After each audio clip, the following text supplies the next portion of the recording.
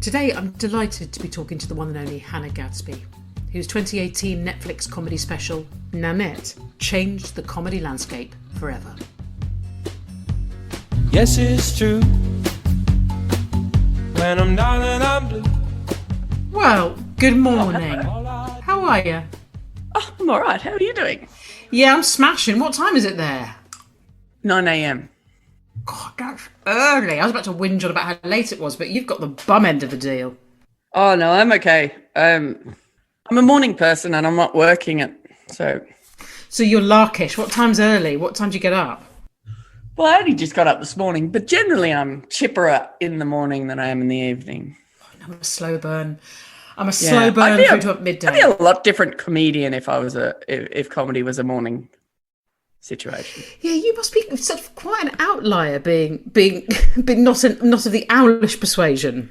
Yes, yeah, being a fowl, as my dad would say. So gigs, what you're sort of thinking? Oh, I could probably just tuck myself up under the duvet now. Yeah, it's an unseemly time to start work 7:30 in the evening. Yeah, it's the getting home and socializing thing that I'm just, I can get myself on stage, do my job, and then everyone's like, yeah. And I'm like, nah. The beers thing afterward, I've never been able to do. Well, I've had to do the beers thing in order to do the beers thing. Well, I used to do the beers thing too much. Yeah.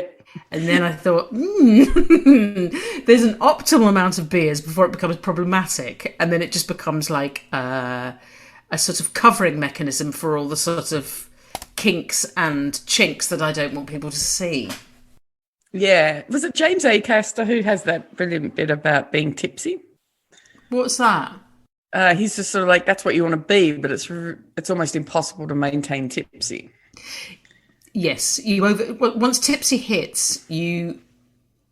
Exactly, it's not a state that can be maintained. It burns out pretty quick, but the other way is usually the way you go, which is you carry on thinking, "Oh, this sensation's great," into unconsciousness, which is how I very much the first 5 years of my drinking career were to blackout, because I thought this is fun, this is amazing.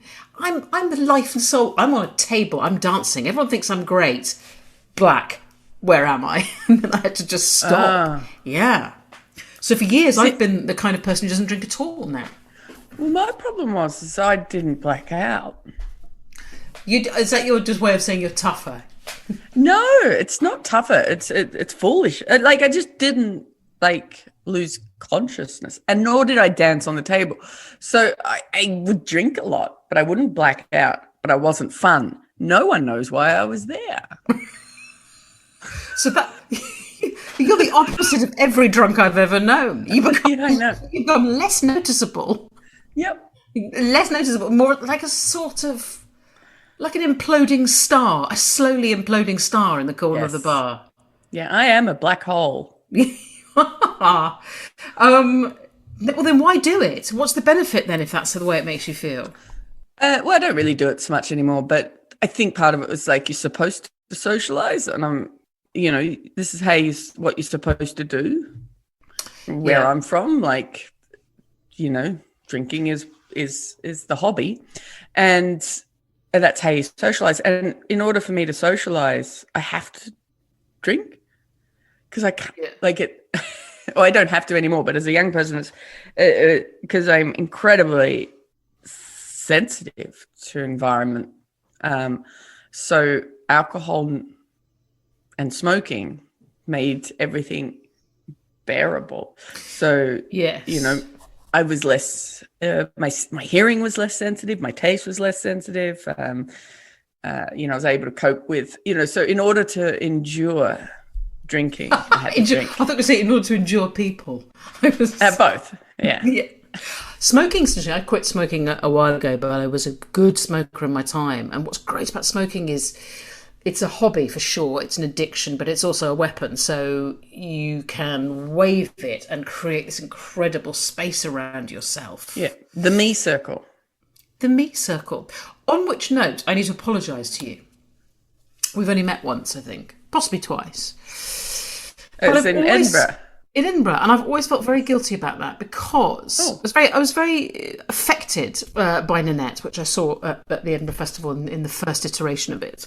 But I found it incredibly moving and profoundly relevant in ways that we don't have time to go into, I imagine, today. But I just hugged you afterwards, and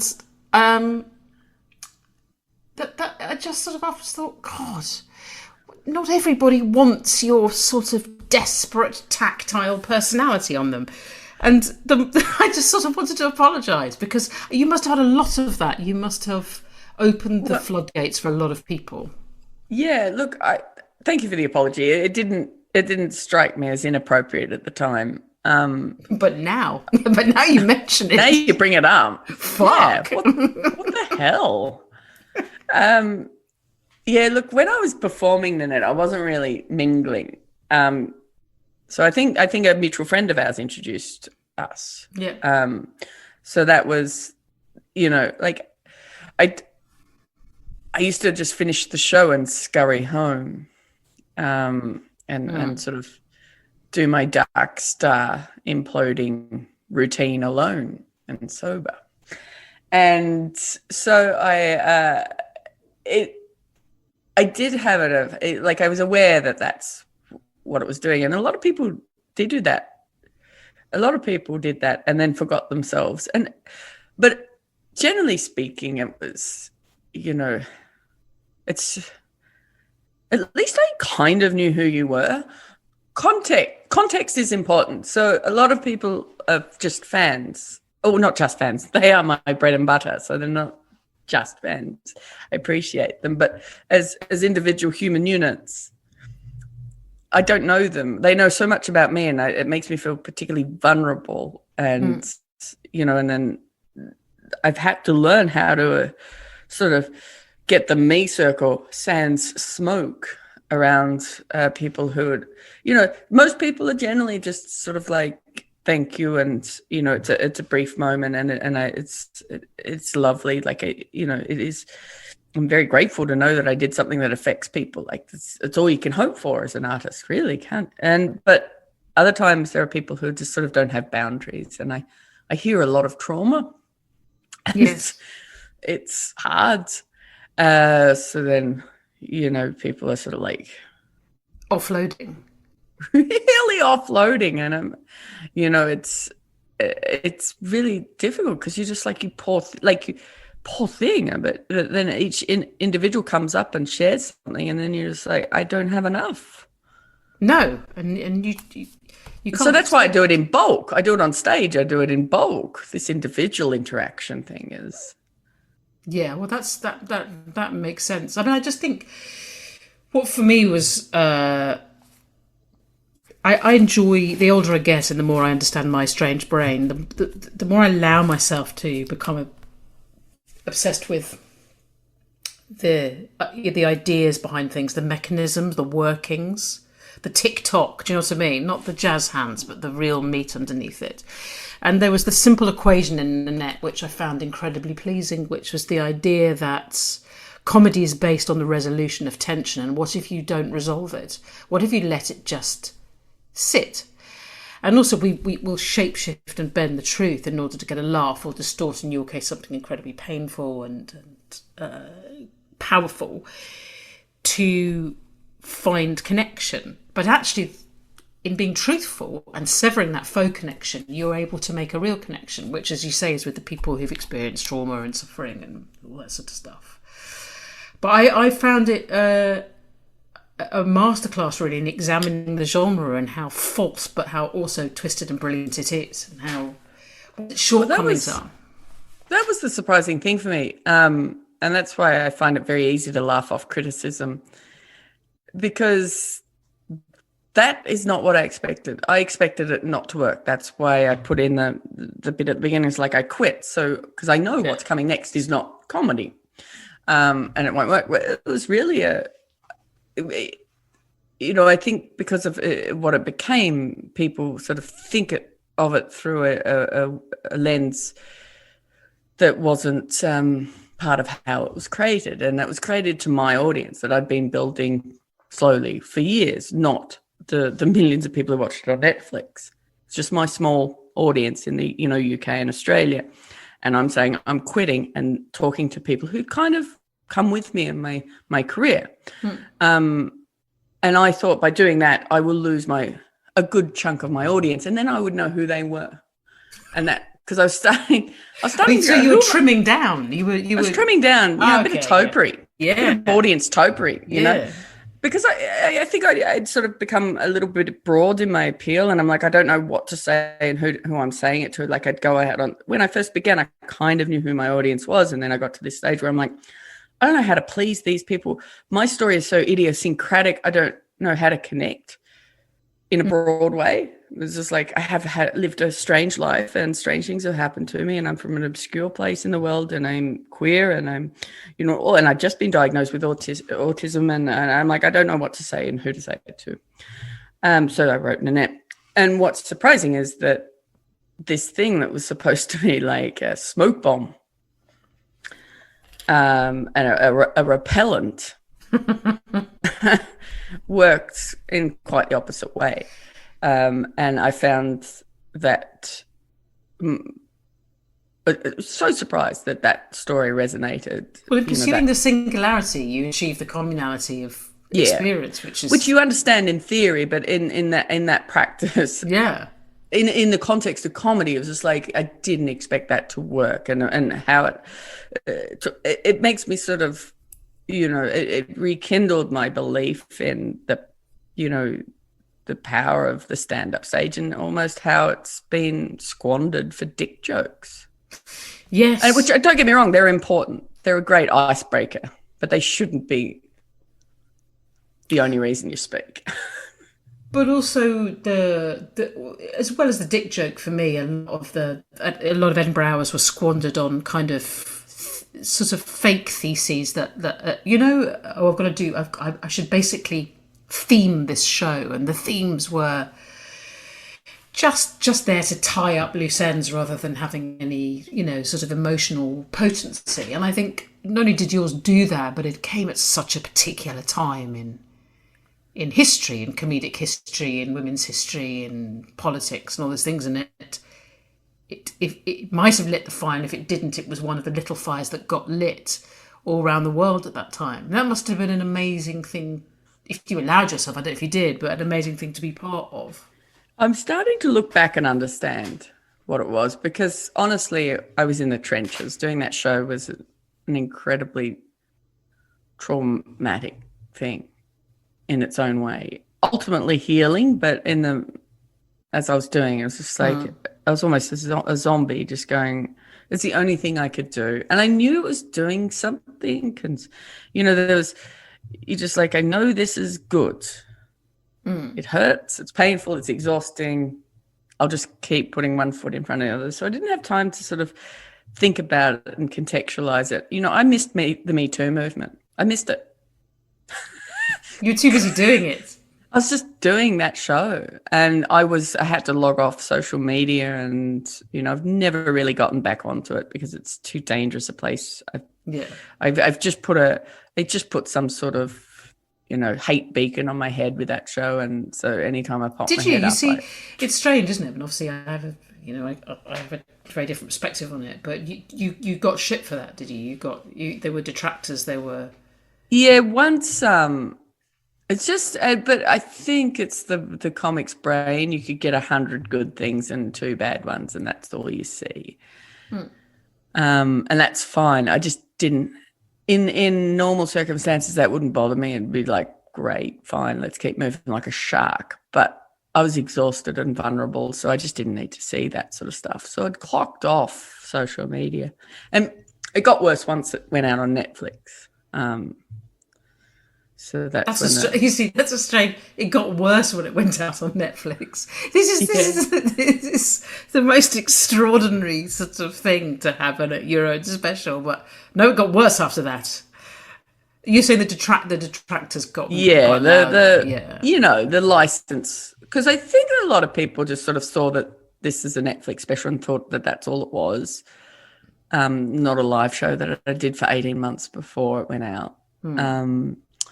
And I think also because of when people see something on Netflix, they go, "Oh, you're a success. You're a millionaire. This is," and it's so just we can like, attack with impunity. we can attack, and and they do, and they don't, and it's.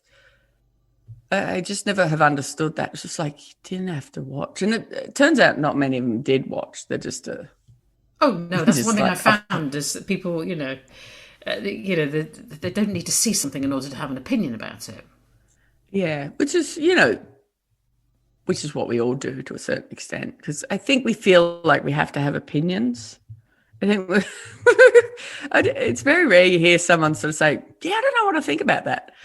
I've started saying that, like I'm training myself because it's a novelty thing to say now. Yes, or to admit you haven't seen something. Yeah. To admit that something's passed you by. I'm finding great joy in just going, no, I haven't watched it. I don't know who that is. Just basking. Well, I've had to live that in real time because a little bit, I dabbled in the LA of it all. You did dabble. Yes, you did. Because it was that sort of like I set myself up and made some connections, and now I've run back to the country in Australia. I'm just living in a small town. And is that safer for you? You feel happy at that? Oh, it's much better, much the best. I don't I have trouble navigating social situations that with people I've known for years. And, Hollywood is an extreme version of that, and it's fraught, and no one is it sounds like a cliche. It's like no one's real. You can't afford to be real. It's just there's no time. It's just what it is, but it's not for people with autism.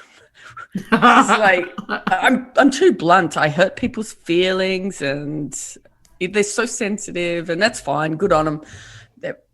They're artists.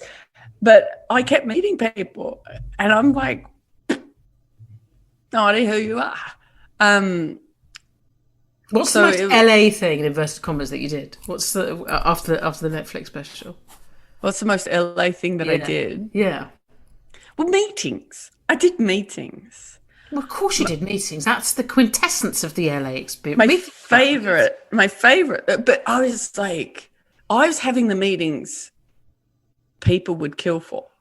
And I'd never dreamt of it because it was never on my radar. Like, because I'm not a fool. Like I have ambitions, but I've sort of maintained them in the sort of craft and the art of it. Yeah, we grew up performing in caves in Edinburgh. You don't go from a cave to, the Man Theatre.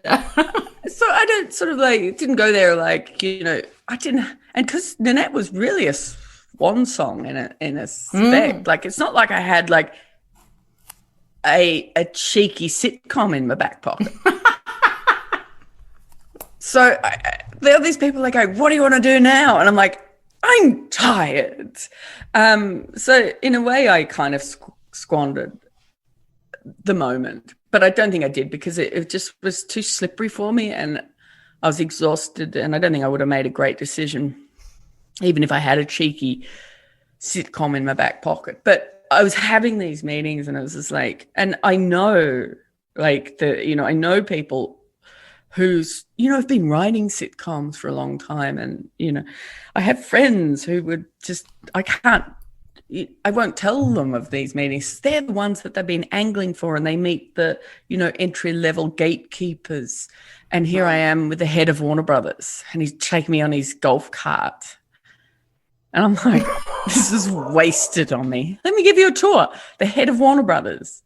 What? Gave me In a golf, round the studio? Yeah. And I'm like, sure it was the head of Warner Brothers and not one of those kids that just does the, the Universal Taz. stuff. It's Taz Devil.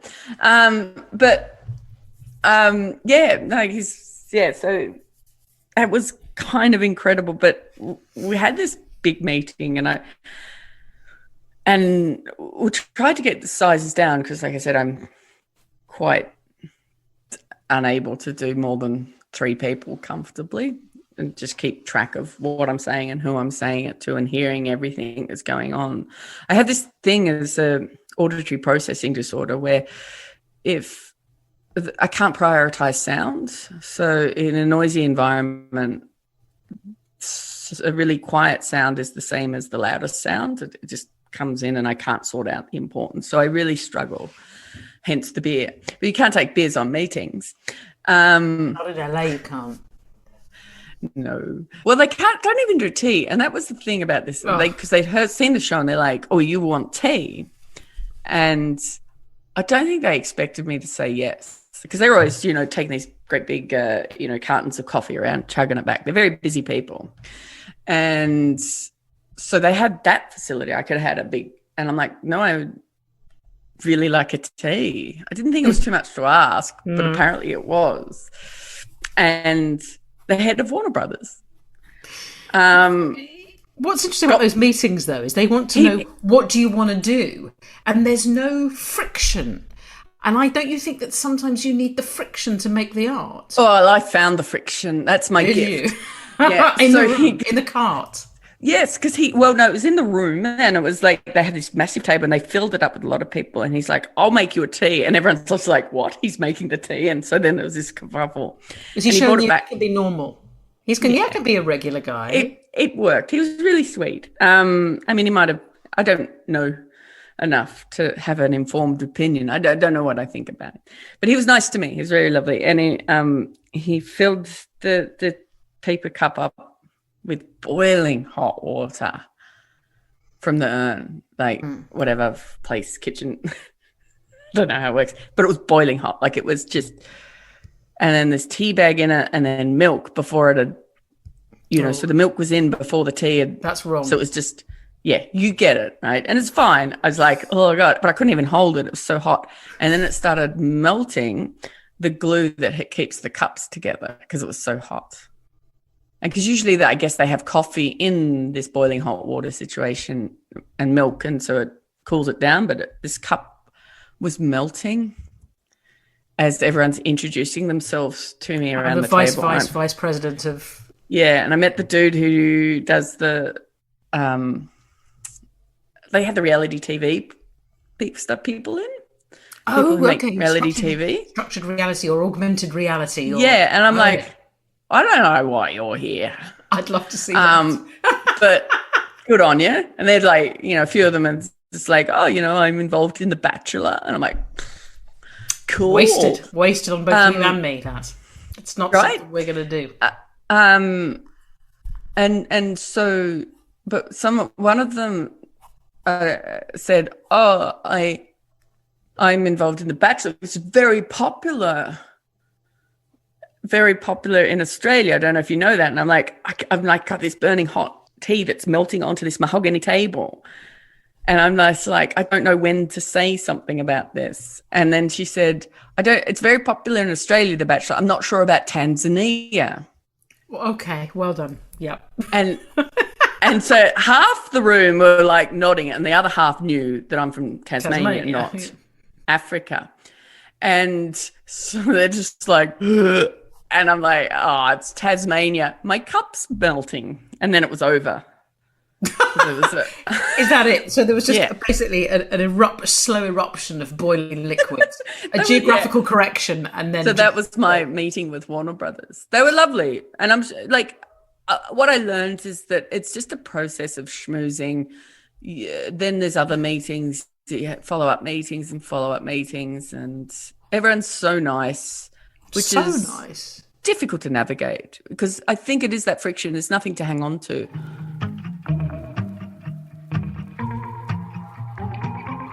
"2020 was the year from hell. And for those of us who struggle with stress and anxiety, a new year doesn't necessarily mean everything is going to get better. But that's where Grass & Co can help. If you've listened to previous episodes of the podcast, you'll know that Grass & Co is a premium CBD range that blends the highest quality CBD with therapeutic botanical ingredients. The organic CBD and botanical formulations have been specially created to relax your mind and soothe your body. For many people who've tried CBD oils, they believe that the challenging taste is just something you have to put up with to enjoy the benefits. But Grass & Co disagree. Their CBD is blended with all natural botanical ingredients, including ginger, turmeric and orange or ashwagandha for the deliciously smooth flavour. To find out more, head over to grassandco.com/hour. If you're new to CBD, the best-selling 500 milligrams Calm CBD oil is a great starting point. As with all supplements, CBD affects everyone differently. So start low and steadily build your dosage every day so you find the balance that works with your body. For me, the Calm CBD Balm is the product. It soothes my aching joints and gets me motivated while I'm in one of those lockdown moods. Grass & Co have supported the podcast since the start, and you can now get 25% off the entire Grass & Co Calm, Ease and Rest CBD ranges. Plus you'll get free shipping. Just head over to www.grassandco.com/hour and use the discount code HOUR, that's HOUR in capitals, at the checkout. Grass & Co. Life enhanced by nature.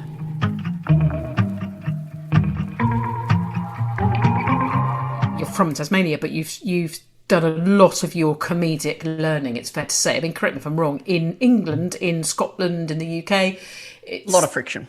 A lot of friction, and that's what makes you. It's the fact that a lot of times you can do a gig where the hecklers are, in my case, funnier than me. And I'm like, I've learned from you tonight, because if they can be civil as well as funny, it's a gift. It's the hostile ones. It's the hostile, but the hostile ones usually witless, and you can deal with them. But it's that sense of I want to know that I can't before I start to almost like I'm the block and the friction is the chisel, and then we'll start to make from the animosity or the criticism, positive or negative, that I get, something will be hewn. Yeah, look, I think both worlds could learn from each other. There's pros and cons to both. Like I feel like there could be a bit more positivity in the UK. There could be, especially in the moment, but also risk taking. There's not the risk taking, the investment in new talent in the UK that you see in the US. Like they're actively on the hunt for new talent that's not been sort of, broken. Nurtured from the beginning. Like there's a stepping stone out of the Edinburgh Fringe. That if you don't go the right path, then you're old and broken before it, because they're looking for the next new big thing. So I sort of saw that happening in Australia and the UK with me. It was just like I was on the cusp, but I just got no opportunities. People don't know what to do with me, and it's fine. I don't know what to do with myself either. But you did. You created a show that admittedly was born out of defeat, but paradoxically, as with all the things we've discussed with that show, it's your greatest victory. It's when you finally perhaps let go and said, I'm done, that you were able to speak from such a powerful, truthful place. But I mean, on that same lens, it's like I still had to share the Edinburgh Award. That was difficult for me to understand, I won't lie. And I'm going to be true to what I said earlier and say I don't know either the gentleman in question, and I've not seen the work. But I do know that you can't laud something for being a sort of a blazing sort of meteor of new wave comedic feminist sensibility, and then ask that person to share it. What was interesting to me on the he's all right. He's an all right guy. No offense. It was just the moment, and I felt kind of bad for him, for John as well, because it's like. It happened in Australia. Another of my friends here had a really cracking show that year, and I saw him. I said, "Look, I'm so sorry you had your great show this year." And he goes, "Don't worry, mate." There's this thing with the Edinburgh Awards where people are like, "It's my time, and that's what he was. There's politics with awards that are weird, and I've never understood them. And my place was mixed up with what had happened the year before, which was another show that was apparently not funny and about sexual assault. But it was a really odd moment to sort of share the stage with 10 men and Nika Burns on the comedy, because she was hiding behind a sign, because you had all the League of Gentlemen. Is it League of Extraordinary Men? It's League of Gentlemen. Yes, yeah. Yeah, because they were there to give hand you it all over. And they won in 95, I think, or something like that. They're amazing. So they're great and really lovely guys, but there's a bunch of them, and then there was John on stage, and it was just like me and a bunch of blokes, and I just sort of remember thinking, didn't do much here, did I? But you have to see beyond that. You have to see. I mean, what I took from that actually is, it's about your show. That show is also about collusion. You know, it's about as an audience, you create an energy and an expectation which sets the template for a comic. You know, this, you know, as a herd, this is what we want. And then when someone has the temerity, as you did there, to go, well, maybe you want something different because I'm not going to give you what you think you want, then it shifts. It was look, I'll stand down on that. That show was bigger than me. Like, I knew what I was doing in the beginning, but as I performed it, I understood that I was unlocking things in an audience that I didn't fully understand.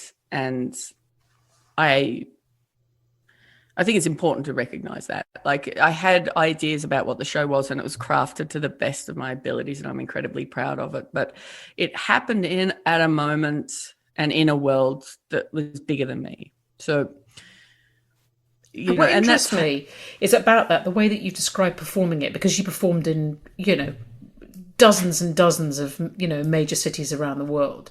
It seems to me that every night, on some level, you were re-experiencing the trauma. Is that fair to say? Yeah. There's a protection that comes with repetition, but I'm not a performer. Like, it's not the same as acting. No. There's not a protection, and I don't do that. But there is a protection that comes with repetition. But I understood that. So I never... The whole show is really finely crafted except for the last 10 minutes. And I never locked those in. Oh, okay. So if you were to see the show more than once, you would never experience the same 10 minutes at the end. There was about 30 minutes of material that I would pluck out. So I was very much... So the reason I did that was to keep me in the room every night, because I felt like that was the responsible thing to do. You cannot phone that kind of trauma in. Like, no. I had a responsibility to be and understand what the room was every night, because it's a dangerous thing to do, to, you know, that's why they have trigger warnings, you know, and part of the show was about, like, you don't need trigger warnings if people cared. Like, if the performer cared about what they're talking about. Like, it's not throwaways. It's not there for a tool to laugh. It's like, it is about that tension and that trauma. And part of the show was an experiment in that. It was like, the reason we have trigger warnings is because we live in a world where people don't care about other people's traumas. It's just jokes. Yeah, it's not experiences. So by keeping by keeping that last 10 minutes absolutely live, I felt like I was able to be, you know, keep that responsibility. So there was, you know, so that though was a double-edged sword for me, because it meant that there's dread and trauma. Like, as I'm doing the show, like, I'm uneasy. Yeah. And that's why I think that the performance came into that. See, I think part of me just grabbing you afterwards, it wasn't really a grab, but it was a hug, but it was partly, I suppose, a wordless acknowledgement of stuff that we perhaps share in that regard. But also an intense desire to try and make it better. And I think, you know, I think that's great to be able to, as an audience member, have that emotional afterburn in a show, whatever kind of show it is. You want to carry a dialogue on, or you want to try and change something. If not, you know, I didn't know you, so I couldn't change, or I could change your experience, but it didn't stop the impetus to want to make something that I could change. Yeah, like, I think there's there is something in this that I think older queer women have. There's a blind spot in our culture to our experience. I think the coming out story of, is mostly about men from, the male experience. Apart from Ellen, but when she came out, I didn't even know. Like I was stuck in my corner of the world. We didn't even, her show didn't reach my TV, and then she was just known. You know what I mean? Like it wasn't. There's no friction there. No, because she's already well known and well loved. And not to try to belittle what she may or not have gone. No, but it's that American story that's not mine. Like it's not. Yeah. Like America hadn't quite homogenized our culture by that at that stage. But that's all well and good. But it's just sort of like that, sort of like the female coming out story is different to the male. And I think that's been rolled into one, as but I just, because the pressures, and it's changing, the pressure on younger women is different than the pressures that old, and I just felt like,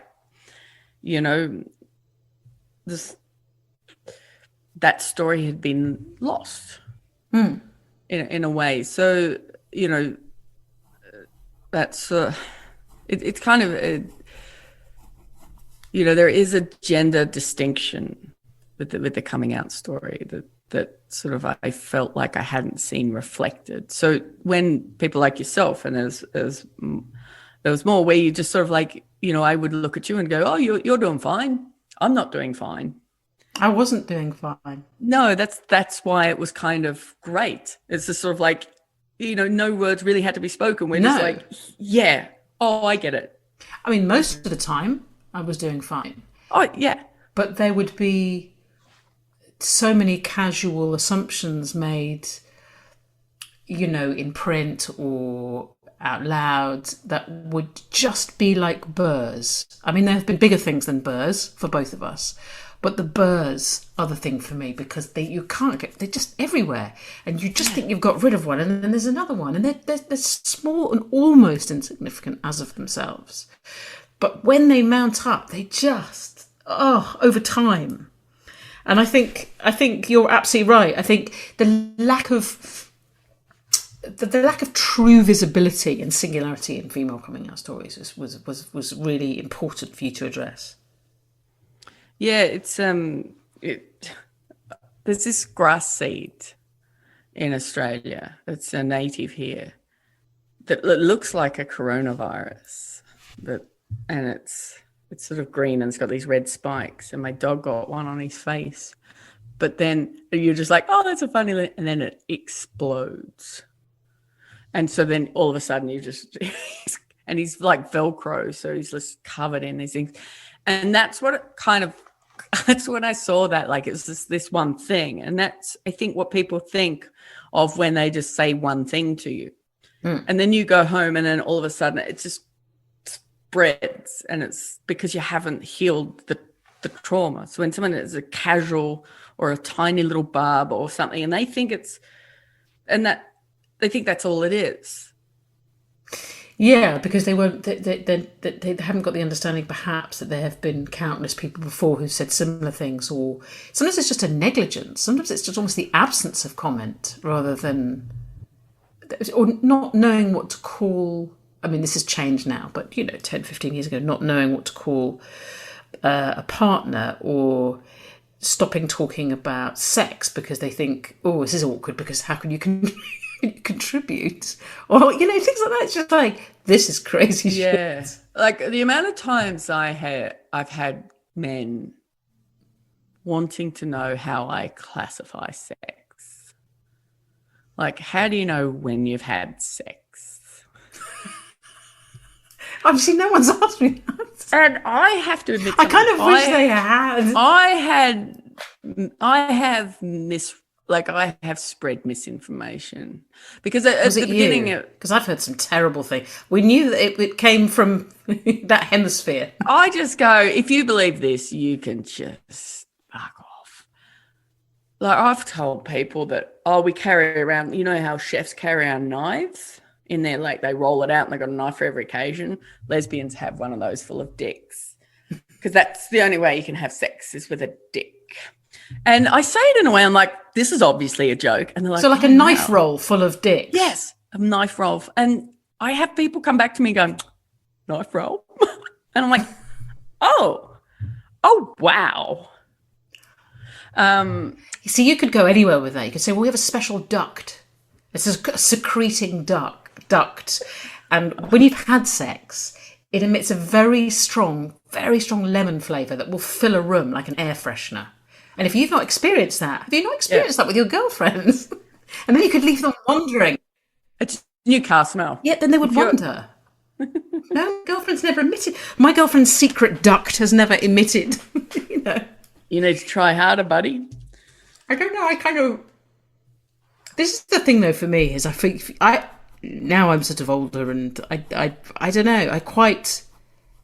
There are some aspects of the secrecy thing I quite like. I kind of quite like people just not knowing. I quite like being on the outside again. Just not to say I want to be persecuted or hurt, but do you know what I mean? We're still outsiders, even though we're on the inside. Look, I think that's almost a responsibility of older people. I love how I'm now being deemed an older person. Well, I deem myself as an older person because it's like I think, you know, from your teenagers to about mid-30s, you should be wondering who you are and what you need to do. After that, you should be going, how can I best proceed? How can I calmly proceed? That is my thing. Yeah. Okay, because it's like, I think, so many old blokes at the moment who've been wonderful in their day are really getting sad about cancel culture. And it's like, dude, it's culture and you're not it anymore. No, it evolves. It's like, let go, you silly old men. You can still have fun. It's just you don't have to be at the front of the ride all the time. They're not in control anymore. You say, but we're recording this on the day after, the morning after. An old white man managed to almost smash the fundamental pillar of American democracy. I mean, there's still a lot of very powerful dudes out there. I wouldn't say it's the end of the white guy. Not what I wish it to be, but there's room for and everything. there are a lot of old white guys who were part of that mob, and the reason they weren't stopped was because they're old white men. No, I mean, as many people have commented, if that was a Black Lives Matter march, then the whole Capitol building would have just been sprayed with gunfire at the end. But that is the thing, is that is the way you look at that and you think, that is the conclusive proof, if proof were needed, that the corruption goes to the heart of everything. Yeah, I just don't, I think it's a really great thing to understand, I think you should be able to weather the system and you should be able to, proceed gracefully. I like that. I enjoy watching things that someone, watching pieces of work that have been carefully curated and crafted and marvelling at them. And I feel greater joy at that than watching something shit. I don't feel envious when I watch something wonderful. I just think, God, good for you. You have raised the bar. What's something nice that you've seen recently? What's something that you've... Well, I suppose the thing that made me really trill was I May Destroy You. And because I just thought I don't know what's going to happen next. I don't know how this is... I don't know how this is going to be framed. I don't know the colours. I don't know the smell of it. I don't know the bandwidth of it. It's not my world. It's younger and it's... I don't know, it's of course fresher, but I learnt everything from it and I found it just very powerful and instructive. And that's in the same way as Nanette, it's I'm obviously old, no. But you're not old, and this is the thing. Nah, is that I've got 10 more years. 10 more years, then I have to. All right, what are you going to do with them then? Well, I'm writing a lot. I like writing. Yeah. What are you writing? More stand-up? Or you got that cheeky little sitcom? Cheeky little sitcom in the back pocket. No, no. It's set in the zoo. And I play the head zookeeper. There is something nice about the idea of creating a sitcom and living that world for, a number of years and creating a family. There is something, but I haven't come up with an idea I'd want to live with for that long. The beauty of stand-up is it's ever evolving. And after my raft of meetings in the US, I decided on a model career, and that was Laurie Anderson. Oh, so so I just sort of think, I was hot for a minute. To maintain that kind of heat, you have to do all sorts of things that are way outside my comfort zone and would necessarily deplete my energy to be able to, say, coming up at around the same time with the Queer Eye boys, who are wonderful, but they are so present. And I have to go back and be invisible and work and craft, and I can't. What I do is slow. I'm a slow twitch. So that sort of Laurie Anderson for me appeals. Like I can just keep, every other year come up with a new show and tour it and craft it. And then I can build, I'm curating, working with a museum to curate an exhibition. I'm not sure I can say any more about it. Writing a memoir, which should come out at the end of this year. I've written a television script, just an episode, which is in the works. So you just send those off and other people read and make decisions. So who knows where that'll come. So I toyed with the idea of doing a podcast, but that again is, I have to be really guarded about my energy because it's it's like is that an autism thing? Is that an ADHD thing? It's autism. You're a finite resource. Yeah, I understand that. I have ADHD, but I understand that part of your neurodiverse brain. But yeah, you would. I have ADHD as well, and it's the learning how to withdraw and is a really valuable skill. So yeah, that's how I've decided and I've bought a lovely little place in the countryside outside of Melbourne, and I've decided that I have enough, and so whatever I decide to do is I don't need it to survive. So that sounds like the questing is over. I mean, not in so much of early showbiz is questing. It's the knight errant, isn't it? It's going into foreign lands and trying to convert people, and it's good. It's good. I sort of think once that questing drive's done, actually some of the best work starts.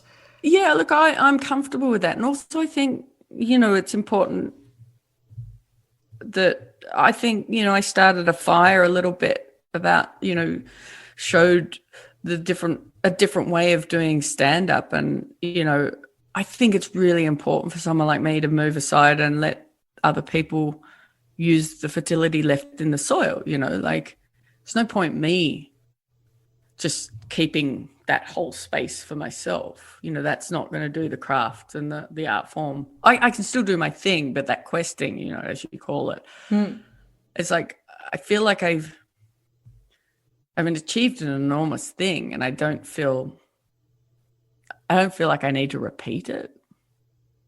That's the good thing about ADHD. Right, isn't it? It's so good. I don't know about you, but I really can't stand Obviously, in my time, I've done a lot of presenting, and there'd be the sort of auto cue, and a lot of the time, I would have had a hand in writing what was on it. But if something went wrong for whatever reason, I did something wrong, or there was technical problems, I could not read the same thing again. I would have to make something completely different up, which would drive everyone nuts. And Well, yeah. yeah, It's the I would have to authenticity of spin. it, isn't it? Yeah, I have to feel something to know that it's real. So all the world around me has to be experienced through sensation. And if it doesn't mean something, at the risk of saying that, but in my heart, it doesn't have a vibration that is emotional, I can't get it. It might as well be in Mandarin. I don't understand it. It's just sounds. It's clacking. It's exactly it's breeze and it's movement, it's noise. It's just clacking. Whereas, I can, go halfway around the world, not share a language with somebody, but they'll just do something, and I will be overwhelmed by this sort of sensory connection, and that's all I want. And then I happily just turn around and go home again. It's like, I understand that. I understand you, I think. And we get each other. And that's all I wanted to know, is that you knew me for who I am and I know you for who you are, and we can go home. Yeah, off you pop. But don't ask me to repeat. Don't ask me to have that experience and then there was a problem with the camera and we have to do it again, because it's dead then. Yeah. And that's we're live performers, though. I think ultimately that's a live performer thing. I mean, you must have learnt a lot doing presenting. I suppose I had to. It's taken me a long time to work out how to be me on television, I think. Yeah. I think I started off, but you think we all have our baggage, and I think for me, so much stock was placed on me as a child to succeed academically, because I came from parents who were clever but had nothing, had no advantage, and had left school early. So therefore it was important that I just, and I'm the eldest child, you get the qualifications, blah, blah, blah. And then I go to a smart university and all the rest of it, but then I don't go into a proper job, which must have been very disappointing. But I spent so much time, wasted so much time not being me, not being authentic, because I wanted to try and be clever. And actually, I'm okay, I'm not the dullest tack, but neither am I the sharpest, but I'm somewhere in between. And that's, understanding that and being okay with that meant I was able to be authentic, and that like me or hate me, at least I know that you like me or hate me for a genuine representation of who I am. Because in the early iteration of me, I would get criticism and I'd think, oh God, who knows whether that's true or not, because I'm so far adrift. And a lot of that's got to do with what we were talking about, the sexuality and acceptance, my own levels of shame, which were just catastrophic, I think, in retrospect. Yeah, the shame is profound, and I think there's an intersection between being neurodiverse and a queer woman, and it's a lot of hot-footing around going, am I doing this right? I'm not sure I'm doing this right. Where's the template? Yeah, and because because I couldn't alter the way I was, but I tried and I didn't understand that I was failing. So I thought I was being, just like everyone else. And then I'd have someone say to me, I just really admire how you don't care. You're just who you are. And I'm like, holy shit, what am I doing wrong? You're just who you are. Who am I? Yeah. You're the imploding black star drinking too much in the bar. And I've got my trousers down on a table. You're still here, people would say. Oh, you were there. Oh, did you have that? So that yeah. So in your head, you're the life and soul, and they've gone, I didn't know you were at that party. Yeah, because I participate, but just by watching and observing and taking all the information in. So I'm like bearing witness, which is a very active role. Yeah. But nobody remembers that because they're being actual active. A friend of mine described me well, I think. It was just like, you're like punctuation. You're sitting quietly and then, and then all of a sudden you'll say something which illustrates that you've been here the whole time. Like, oh, I love a callback. It's my gift in conversation. So I start rolling in things people say earlier and going, oh, that's like when you said that before. And, that's how I'm able to participate. It's just callbacks. So you see the threads. Yeah. And you want to just put them into a bow. I don't know. It's just what my brain does. So I don't know if I'm necessarily making a bow out of it. I'm definitely making patterns Oh, I love a pattern. and connections. And should I tell you the joy that I have discovered having struggled with my attention issues is that as a child, for example, I had no interest in maths as I didn't understand how one would want to be curious about it. And just struggled to get any sort of qualification. I think I probably ended up getting something. But in later life, I've come to see numbers as really beautiful and part of sequences, patterns. They have a shape to them. They have and they have a music to them. I'm obsessed with music and structure of music. Do you play music? I do quite a lot. Yeah. Have you always played music? Yes, I played almost obsessively the piano when I was a child because I was so shy I didn't speak. So I played a lot of quite... Babe, you probably are on the spectrum. It's been said, but there's too many labels at the moment. You know what? It's not. Don't think about it as a label. Just think about it as a comfortable place to be. Oh, it's totally comfortable.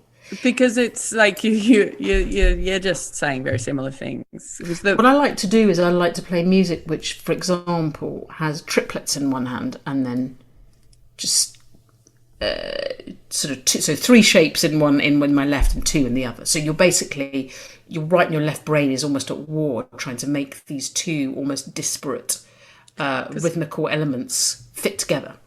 Because I'm learning piano. I've just started. I'd never had anything to do with music my whole life. Just wasn't in the world I lived in. And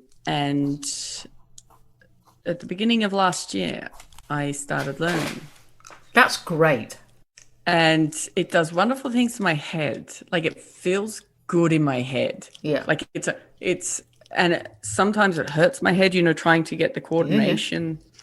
And I'm obsessed with music theory, the bark of it all. This is everything.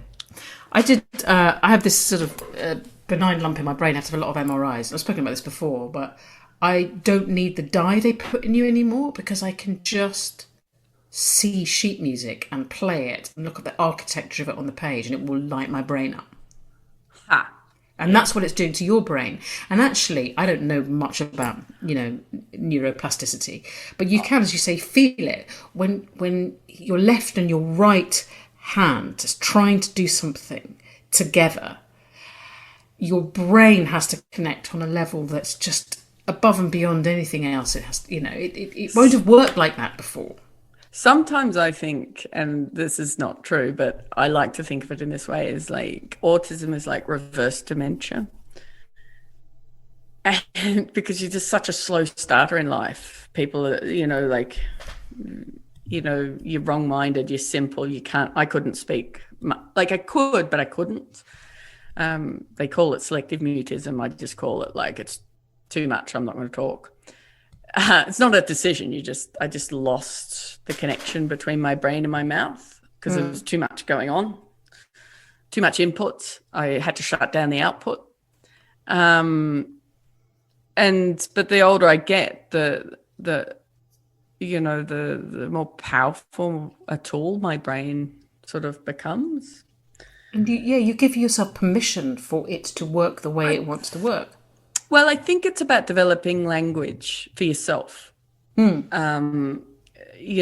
I always used to say, like English is not my first language. I don't know what my first language is, but it's like it feels like I'm constantly translating. And it took me a long time to work out that I have to be well rested and have a lot of, because people don't necessarily believe that I would have autism because I can be social. But that takes a lot of rest and care in order for me to function. It's like being the duck. My brain is like that. But because I'm such a placid appearing person. No one would know.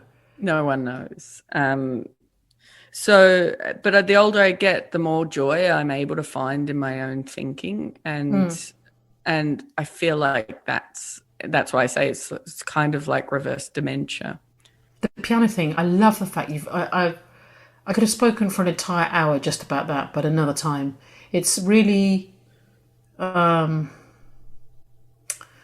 the architecture of sound for me takes me to a place of peace, but also inquisitiveness simultaneously, which is a very hard state, I think.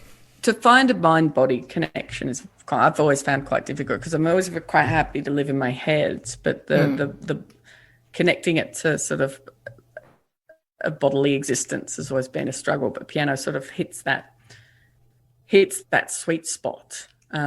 Boxing did the same. I do a lot of boxing now. That's the lockdown thing for me, is hitting a man called Dan. Oh, Dan the man. He's just lovely. He plays Frank Sinatra. And he doesn't humiliate me for being weak. No. And he'll sometimes say, go on, babe, give us a liver shot. What's not to love about that sentence? Yeah. That's better than blackout drunk, isn't it? Just hit Dan and a liver shot. So you box in a gym, you box at home? Yeah, I just have a couple of things. I used to, I had lessons back in the day, so I keep my hand. But it's about sort of keeping my mind active. Like, I can't do mindless stuff. No, so it's that's why I like boxing, because it's like he'll call out the shots and you have to remember, okay, well, my feet need to be in this certain position and my weight needs to be there in order to uppercut and then jab, jab, hook.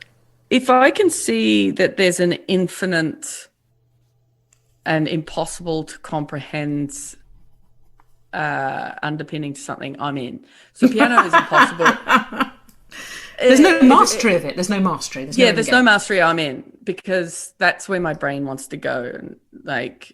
And so like boxing and gardening, it's just like you're never going to know it all. The garden always has something to teach you. And also you can apply what you long. think's best practice and it can fail and you can't work it out. Your garden always tells you, though. Yes, but I have my attention for the garden is not good. It's not, and I know it would relax me, and I know it would be good. I think you just have to get obsessed with it. Like, as soon as you find your obsessive point with it, but I'm obsessed with crochet at the moment, which is absolutely mindless crafting. So I've got the boxing. I do a lot of minimalist piano, so a lot of Philip Glass, Steve Reich, Nico Muhly, anything like that. Loops, patterns. Eyes wide shut. Exactly that. All of that. Look into all of that, and then. I'm still learning. You can do it. And then just making enormous blankets. But then, just as they're about to be finished, we're talking about huge things. You don't finish things, do you? No, I leave them. And there's just coils of now quite dusty, nearly completed woolen things that I leave in the museum of me. Yeah, I can't start and I can't finish. So I've learned how to force myself. That's okay. You should have to complete something. It's not. If you don't start, then the completion isn't an issue. Well, unless you're under contract. That is true. You're fucked. I've been writing my memoir for 12 years. Okay.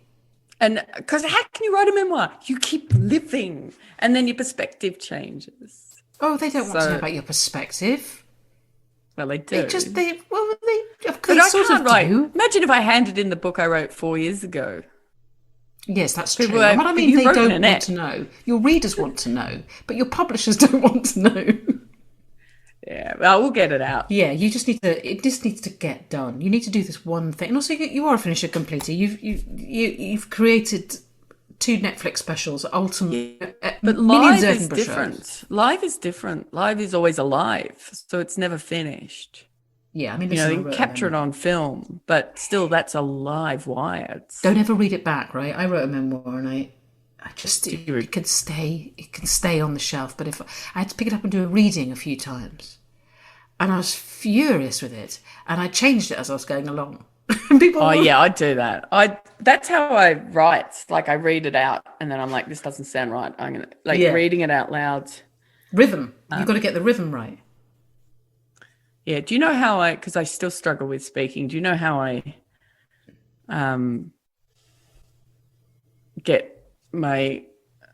make sure that I know how I'm saying things on stage is with drum beats. Like, I put my headphones on, I'm fine, and then find the perfect rhythm to say a thing. And that's how you can almost learn the words from the rhythm. Yeah, because if I have to think about the words, that's why the last 10 minutes of Nanette was such a potent thing, is because sometimes when I struggle to talk when I don't know exactly, in those moments. So, but I mean, I did have pieces. There was a puzzle. So the last 10 minutes had 30 minutes of things I could say, but they fitted in different orders, and I could take that bit from that bit. But the phrasing was always there. Yeah. So I need to have, the phrasing's the same, it's just the order and how the order to other bits. Yeah. And the length I take to say something, and the pauses and the emphasis you can play with, but the phrasing is all. And I do that by using, it's like if country music met rap. No, I'd like to. I'd be down for that album. If you're looking for another project, okay. Yeah, Hannah, she's got it in a new direction. She's doing. It's kind of country, but there's a bit of rap in there too. It's not finished. It's not. We don't know when it'll be finished. You got to know when to hold them. There's a joke that I remember hearing when I was little, which you've reminded me of. It's not a particularly good joke, but it seems to me it's about... Glad I could remind you of it. No, not in that way. Not in a bad way. But it's about English people's view of Germans. But actually it feels a joke about autism, really, about its truth. So that, I'll tell you what you think of it. So there's a German family. And the daughter, Astrid, is born, and she doesn't speak. She doesn't speak for years and years, and Gunther and Maria every night go, Astrid, are you okay? As if you're nothing. And it gets to the stage that Astrid is 8, and they're sitting down for a family meal, and they serve dinner, and suddenly out of nowhere, Astrid speaks. She said, "This strudel is dry." I go, "Oh my God, Astrid, it's extraordinary. Why are you speaking?" And she goes, "Because up till now, everything has been perfectly satisfactory." And that makes me think... It's autism. It's an classic English joke about the functional precision of Germans. But it's also... Because it's like... Everything has been entirely satisfactory. Why speak? Why fill the fucking room? Yeah, that's pretty much... It's like, well, it's all right. Yeah, I'm glad that just occurred to me when you were talking about selective mutism. I just thought that reminds me of that joke, which is strange because I never remember jokes. I'm really glad we got to speak, and I'm really grateful for your... What are you drawing? This is by no way any reflection on how fucking brilliant you are, but I do this all the time. I do a doodle. I'm just wondering what your chosen doodle is. Always that. It's just sort of almost like seed pods, almost. It's a fir. Yeah. Let me just try. Is that a Douglas fir? It might be a Douglas fir. Douglas fir seed pod. There you go, seed pods. What perfect synchronicity! I've got whole books of them. It helps me focus my mind when I'm talking. I hope we see each other in the flesh when this madness and sadness is over on the global stage. Oh yeah. I will come and see a show. And I will not hug you afterwards, but I will have a beer and watch you disappear into a black hole. Yes. And then we'll talk about piano. Yeah. Yeah. Cool. I'd like that. Thank you so much. Thank you. That was joyful. A huge thanks to Hannah, and both of her specials, Nanette and Douglas, are available on Netflix now. As always, the music in this episode was provided by Waiting for Smith, and you can find all of his music on YouTube and Spotify. When I'm down and I'm blue, all I do is stare at the view. I'll be headed east to find my peace where the desert feasts.